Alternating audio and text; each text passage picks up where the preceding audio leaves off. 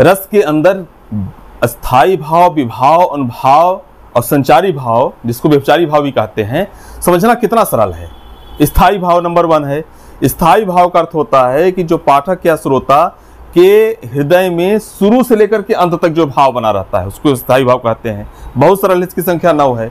Number दूसरे में आता है विभाव। विभाव क्या है? स्थायी भाव को जो उद्दीप्त करता है, प्रकट करता है, जागृत करता है, उसे हम विभाव कहते हैं।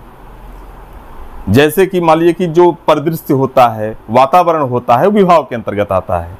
चारों तरफ का वातावरण, जैसे मान लीजिए कि आप जंगल में जा रहे हैं, सांप दिखाई दिया तो सांप के कारण भय उत्पन्न हुआ, तो वो जो विभाव हुआ, जो वातावरण के अंतर्गत सांप दिखाई दिया, श्रृंगार रस में कोयल की कूक सुनाई दे रही है, हास्य रस के अंतर्गत कोई ऐसा वातावरण निर्मित है कि हंसी आ रही है, ये विभाव है। और विभाव वातावरण को कहते हैं जो चारों तरफ है, परिदृश्य है, जो दृश्य है, जो प्रभावित करता है मनुष्य को। और अनुभव होता है कि उस दृश्य के कारण, उस वातावरण के कारण शरीर में जो परिवर्तन होता है, शारीरिक चेष्टाएं जो होती हैं, उसको हम अनुभव कहते हैं।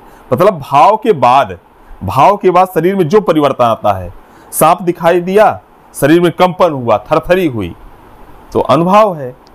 और चौथे नंबर में जो संचारी भाव है, व्यभिचारी भाव है, तो संचारी भाव क्या होते हैं कि पानी के बुलबुले की तरह है, संचरण करते रहते हैं।